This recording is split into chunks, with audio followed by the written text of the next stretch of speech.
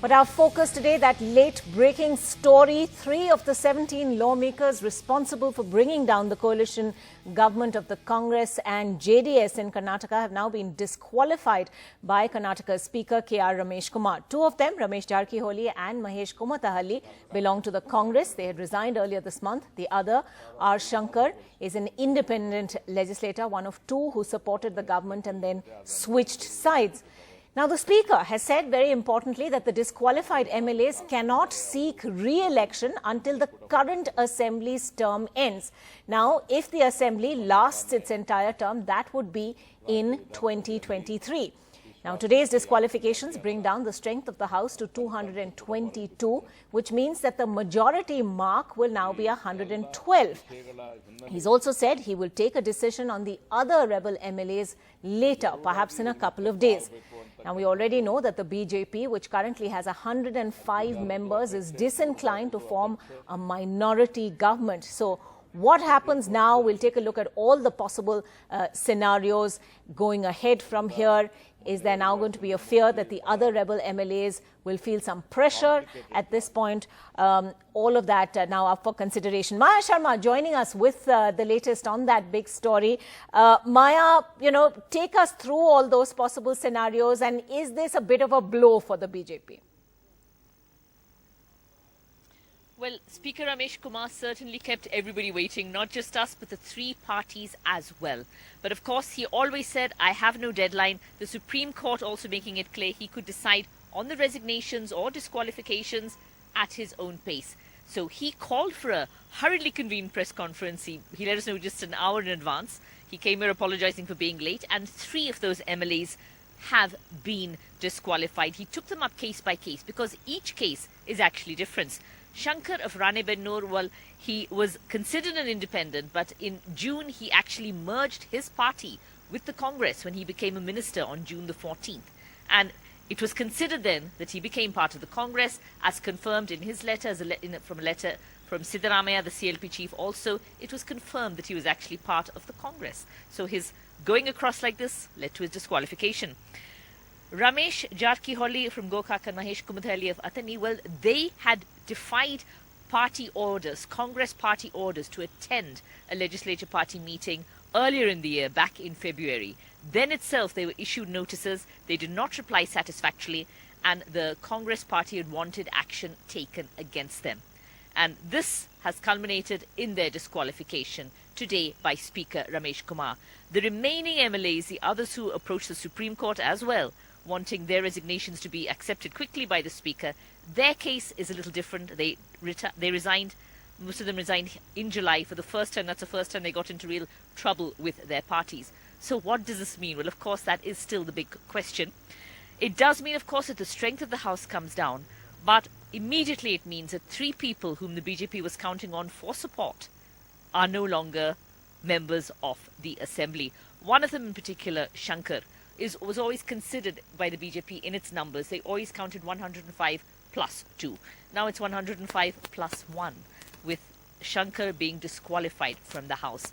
So it was anyway a narrow margin. The coalition had about 101. The BJP had 105. The Speaker's telling me, as we walked down the corridors of Vidhan Sabha, I managed to speak to him after that crowded press conference. He told me he'll take a call on the other resignations in just a couple of days' time. Let's listen in to what he had to say after that press meet to me. Well, the Speaker of the Karnataka Assembly, Ramesh Kumar, has been at the centre of it all. You've come to the decision, you've disqualified 3 of those MLAs. Must have been a huge amount of pressure on you over the last few weeks. But naturally, it's a question of career of few people. Obviously, many people tried in many ways to reach me. Yes. But unfortunately, I am not accessible to anybody. Not accessible to anybody. And the reasons you gave for those 3 disqualifications, you're quite sure about them. Not voluntary, not genuine. Yeah, 100%. 100% not voluntary, not genuine. The whole world knows. The way they came to meet you The whole world knows they can't write. I am from amongst them. I can write. Having known the truth, if I do not write, I am deceiving myself and I am disappointing those people. I have done my job to the dictates of my conscience. So that is your feeling right now? 100%. Absolutely. 100%. And there was a whole lot of anticipation, the BJP waiting to stake their claim before your decision, the Supreme Court giving you the time. You never felt under pressure to... So far as I am concerned, none of these things ever bother me. See, on different occasions in the last 15-20 days, sometimes one group wanted certain things expeditiously, the other people wanted it to be slowed down. Yes. It is vice versa in another occasion. I have not obliged either of them under any circumstances. Nobody dictates to you. Have you given yourself a time frame for the remaining resignations? Couple of days. A couple of days and you will decide then. 100%. And that When I say couple of days, it is not even weeks. You know English much better. I am a man from village background. My English is not that correct. In the limited knowledge of English that I possess, I say couple of days. That entire trust vote the country was watching, it went on very dramatically for a long time. Grateful to you. I hope you live up to your confidence. That was Speaker Ramesh Kumar, the man at the center of this entire Karnataka drama, deciding on those 3 disqualifications. More to follow, more decisions to follow in another couple of days. But for now, at least, those 3 disqualifications will certainly hurt the confidence of the BJP as they wait to actually stake their claim to form the government. 3 MLAs disqualified: Ramesh Jarkiholi, Mahesh Kumathalli, and the third also has been 3 Shankar, the independent Shankar, who actually joined the Congress, 3 disqualified. And that really is a blow for the BJP. The Congress is happy about what has happened. That was a decision of Ramesh Kumar today, that 3 MLAs are disqualified from those who had submitted their resignations. With JM Kumar, Maya Sharma in Bengaluru for NDTV. Let's take this right across to our panelists tonight. We are being joined by Tehseen Poonawalla, Vivek Reddy from the BJP joining us this evening. Asad Abbas, political analyst, also a JDS supporter, is with us tonight, as is Sanjay Hegde, senior advocate of the Supreme Court. Vivek Reddy, let me begin with you.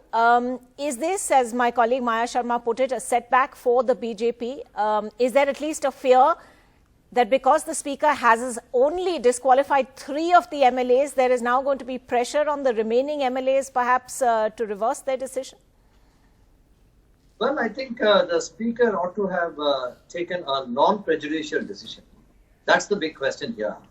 There were resignations from MLAs and there were disqualification petitions filed on the penultimate day before the vote of confidence was to commence. Now, what the Speaker has done is he has taken the disqualifications first, and then he is trying to decide and has kept the resignations pending. I think this is somewhat very prejudicial. The Speaker's actions are totally in favor of Congress, and I wonder whether he is fulfilling his the duty that is expected of him in the high constitutional office that he holds. I think the Speaker has betrayed the trust that is vested upon him, that is cast upon him by the Constitution, and it is really sad that he has still kept the resignations pending. It is shocking. You know, you wonder whether the Speaker is ever capable of discharging his functions. What about the resignations, Mr. Speaker? How much more time do you need? All right, he's saying a couple of days. We don't know whether that's going to happen or not. But yes, Tehseen Poonawalla and Asad Abbas both have a rejoinder to that. Tehseen Poonawalla.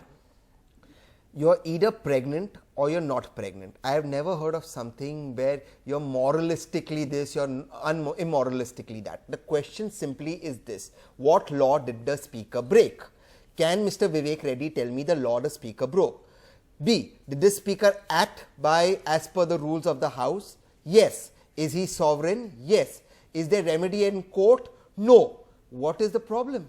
Is there remedy in the House? Yes. How is there, sir? I never interrupted you. Kindly let the viewers hear my point of view. You finish after I finish. I never interrupted you. You give the man ki baat. Let me do kaam ki baat. It's very unfair. Ankita, you got to moderate this. The remedy is this: that those MLAs are fully entitled to come to their assembly. It is their assembly.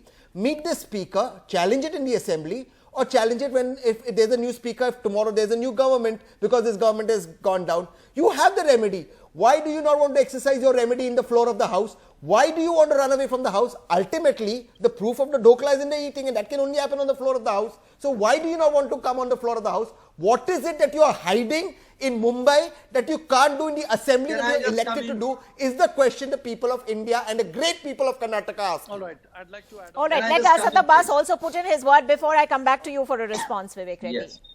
I think Tehseen Poonawalla has aptly summarized how it is, and I'm very glad the points were made. The simple point that I'm trying to make here is Shri Vivek Reddy ji is dissenting from the Supreme Court's verdict.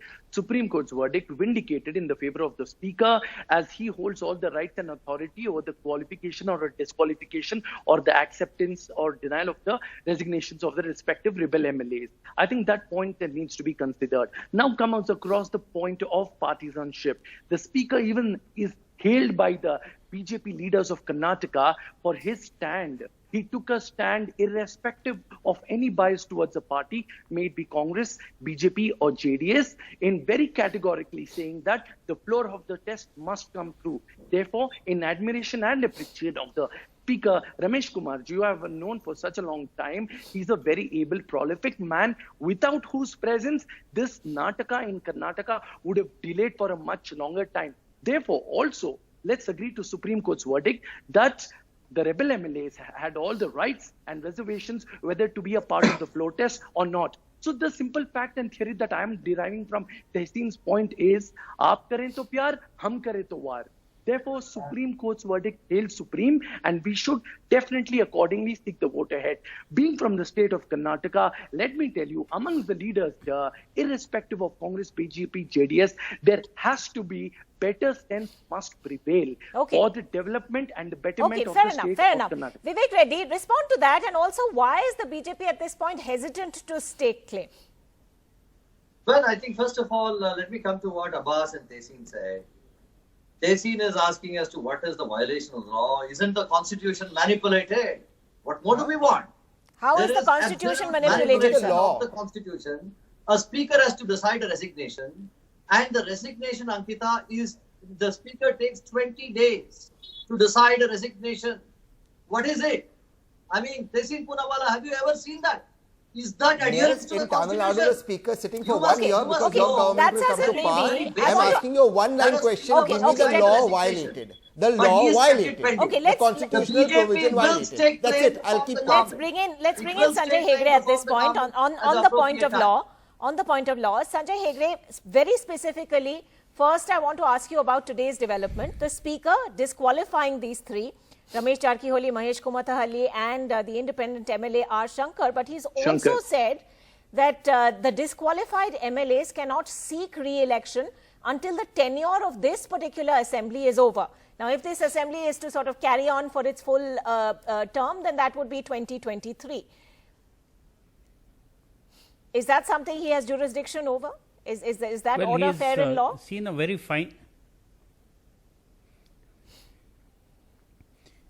very fine point in the wording of the Anti-Defection Act, because he says it says disqualification from the House. Now, what is the House? If you disqualify somebody as an MLA and then they, after the disqualification the seat becomes vacant, he goes again and contests from the same seat and comes back into the House. To that extent, the phraseology disqualification from the House is not fulfilled. This Speaker has now taken the view, which will now be subject to judicial challenge, and I suspect will finally end up in the Supreme Court and probably before a constitution bench of 5 judges, that disqualification from the House means so long as this particular House continues. It may be for a few months more, it may be for the entire period of 5 years. For that period, these members stand disqualified. I don't think this will be easily upset at the interim stage. Okay. Even if there is an interim stay, the normal stay order is... Just let me finish this. Yes, carry on. Just let me finish this. Even if there is a stay, the normal stay order is that the person may attend the House but cannot vote. So to that extent also, the disqualification until finally set aside by a competent court will continue to operate. Right. Ankita, What this action has done is to knock off these three and to warn the rest. Knock off these three and warn the rest. That's a very important point. That's a very important point that Sanjay Hegde is making, and I want Vivek Reddy to respond to that. The Speaker has not decided, or he has said he's going to decide on the others in a couple of days' time, 2 or 3 days' time. Has this action sent a warning to those other rebels? Vivek Reddy, is there a fear now that these rebel MLAs might well reverse or change their decision? Well, it is up to the rebel MLAs, first of all, to take a decision, because we are not in control of their decision making. But the point I'm trying to make is, merely because the Speaker makes an arbitrary order, or Speaker manipulates the Constitution and decides what is first later and what is later first, it does not mean that he can threaten them or arm twist them with these verdicts. But do you see it as a threat? Do you see it as a threat? No, absolutely. It is a threat held out by the Speaker that either you return or I use my constitutional powers to make you return. I mean, this is not the way the Constitution is supposed to be manipulated. That's the sad part here. The Speaker is acting as an agent of the Congress rather than a non-partisan judge. Which the Constitution expects him. All right. Asad, I want responses from Asad Abbas first, and I'll just come to you with Tehseen in a moment. Asad Abbas. So the simple response that I'm trying to make to my good friend Vivek Reddy ji is, very categorically, I think the people of Karnataka from this stage know that it is the governor who has acted as a BJP agent. As our Honorable Chief Minister, former Honorable Chief Minister Sri Kumaraswamy ji said, he wrote 2 love letters to him, lashing the whip to give the floor test. Nevertheless, it came in. Let me tell you the truth. Let me expose the Bharatiya Janata Party today and tell you there is infighting which is taking place in the party. What else do you do to a person who runs away from huge taking a question protest? mark. Sir, let me complete, my good friend. There is a huge question mark over who is going to be the Chief Minister. As a matter of fact, Amit Shah ji is definitely not keen that Yeddyurappa continues. There are 2 more RSS people who are coming in. They're Anand Kumar Hegde and a Nalin Kumar Katil who wants to make an entry. There is a huge commotion in the BJP, and let me tell you, and absolutely not. In the days to come, you shall see. So you always named and shamed the Congress, the JDS, to go into resort politics or hotel politics. The factor of the matter, sir, you've taken it off to hospital politics with Shriman Patel. All right. Tehseen Poonawalla, very quickly. See, let's get into the meat of the substance. Why was the anti-defection law got in? The anti-defection law was got in, and Sanjay will bear me out, because there was a Ayaram Gayaram syndrome. So the anti-defection law, when you go to the constitutional bench, as Sanjay rightly says this matter will go, it will look into the spirit of the law. The spirit of the law is so that there is no defections due to horse trading. Now, is it horse trading that I may pay somebody money, make them resign, get them re-elected? My simple point is whether the Speaker can in fact disqualify these MLAs and say they can't contest elections until 2023 or until this assembly comes to an end. The Speaker has the powers. It will go to a constitutional bench. For the last and 1 year, Tamil Nadu has not drag the whole process out indefinitely. The Tamil Nadu decision has not happened for over a year and a half, because that government suits Narendra Modi ji. But let me end by saying the spirit of the law is what has to be seen, and the spirit of the law is that a person cannot party hop only because he can come back to be re-elected. Therefore, I endorse what Sanjay says, that this ultimately has to see what is the tenure of the House. That has to be put into place. All right, we leave it at that tonight. Tehseen Poonawalla, Vivek Reddy, Asad Abbas and Sanjay Hegde, thanks very much indeed for joining us.